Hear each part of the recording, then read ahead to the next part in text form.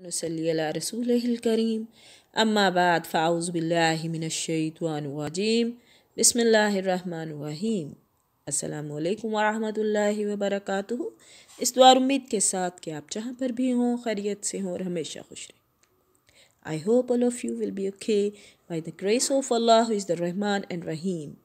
Today we will recite the Urdu translation of ayat number 180 of Surah Al Imran. Let's start our today's lesson with the name of Allah. A'udhu billahi minash shaitanir rajim. Bismillahir rahmanir rahim. शुरू अल्लाह के नाम से जो बड़ा मेहरबान निहायत रहम करने वाला है।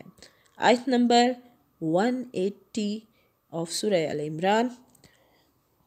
वला और ना यहसबन्नल्लज़ीना गुमान करें वो लोग, अल्लज़ीना जो लोग यबखलूना कंजूसी करते हैं, बिमा इसमें आताहुमुल्लाहु जो अल्लाह ने अता किया उन्हें, में से फ़ज़ल ही अपने फ़ज़ल से, व खैरुन लहुम जिन्हें अल्लाह ने अपने फ़ज़ल से कुछ दे रखा है वो उसमें अपनी कंजूसी को अपने लिए हुआ खैरुल लहुम के बेहतर है उनके लिए, अपनी कंजूसी को अपने लिए बेहतर ख्याल ना करें, बल हुआ बल्कि वो शर्रुल लहुम उनके लिए बदतर है, बल्कि वो उनके लिए निहायत बदतर है।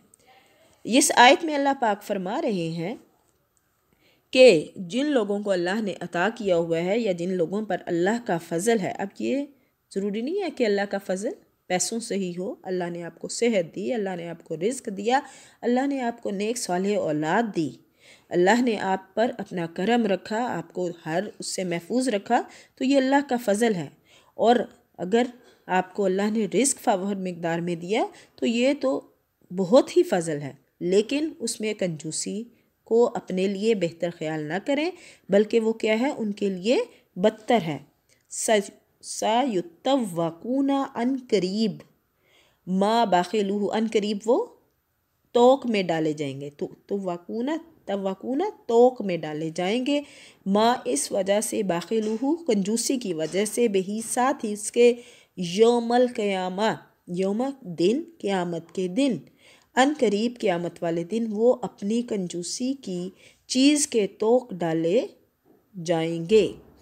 वलिल्लाही और अल्लाह के लिए है, मीरासुस समावाति मीरास आसमानों की, वल अर्ज़ और ज़मीन की, आसमानों और ज़मीन की मीरास अल्लाह ही के लिए है। वल्लाहु और अल्लाह बिमा तामलूना जो कुछ तुम कर रहे हो खबीर जानने वाला है, और जो कुछ तुम कर रहे हो इससे अल्लाह आगाह है। इस आयत में अल्लाह पाक बयान कर रहे हैं बख़ील के बारे में कि जो अल्लाह के दिए हुए माल को अल्लाह की राह में ख़र्च नहीं करता, हत्ता कि इसमें से फ़र्ज़ ज़कात भी नहीं निकालता। सही बुखारी की हदीस में आता है कि क़यामत वाले दिन उसके माल को एक जहरीला और नहायत खौफनाक सांप बनाकर तूक की तरह उसके गले में डाल दिया जाएगा। वो सांप उसकी पाँछें पकड़ेगा और कहेगा कि मैं तेरा माल हूँ, मैं तेरा ख़जाना हूँ। मन आताहुल्लाहु मालन फलम युअद्द ज़कातुहु मसला लहू मालहु शुजाअन अक़रा लहू ज़बीतानी युतव्वक़ूहु यौमल क़ियामा। सही बुखारी हदीस नंबर 4565 में। अस्तग़फ़िरुल्लाह, यानी अल्लाह पाक ने जो माल आपको अता किया है, जो अपना फ़ज़ल उसने किया है, उसमें दूसरों का भी हिस्सा है, उसमें कंजूसी से काम ना लें। बख़ील होने से मुराद ये है कि अल्लाह ने जो फ़ज़ल किया है, अल्लाह ने जो माल दिया है उसको अल्लाह की राह में ख़र्च करें तो अल्लाह पाक उसमें और इजाफ़ा फ़रमाएंगे। ये सिर्फ़ इंसान की अक़ल का, इंसान के दिमाग का फेर है, वरना अल्लाह पाक आप एक जगह चीज़ ख़र्च करें, अल्लाह पाक उसके बदले में आपको 10 चीज़ें अता फ़रमाते हैं। सिर्फ़ पैसा ही नहीं, आप जो किसी को ये गिव एंड टेक का अल्लाह पाक ने जो है ना ये निज़ाम है, जो चीज़ आप दूसरों में तकसीम करोगे वही चीज़ रिटर्न में आपके पास आएगी, चाहे वो इज़्ज़त है, चाहे वो पैसे हैं, चाहे वो किसी की मदद है, चाहे वो आप किसी तरह भी दूसरे की हेल्प करते हैं। लेकिन अपनी थिंकिंग ये रखें कि अल्लाह हमेशा हमें दूसरों का لیے آسانیاں عطا کرنے والا بنائے، آسانیاں تقسیم کرنے والا بنائے، ہمیں ان لوگوں میں شامل کریں جو ہم اس کے پسندیدہ بندے بن جائیں۔ لقد سمع اللہ، تحقیق البتہ جن لوگوں نے سن رکھا ہے، قول الذین، قول یقیناً اللہ نے ان لوگوں کا قول بھی سنا، قالو جو کہتے ہیں، ان اللہ بے شک اللہ، فقیر فقیر اور نحن ہم اغنیاء مالدار ہیں۔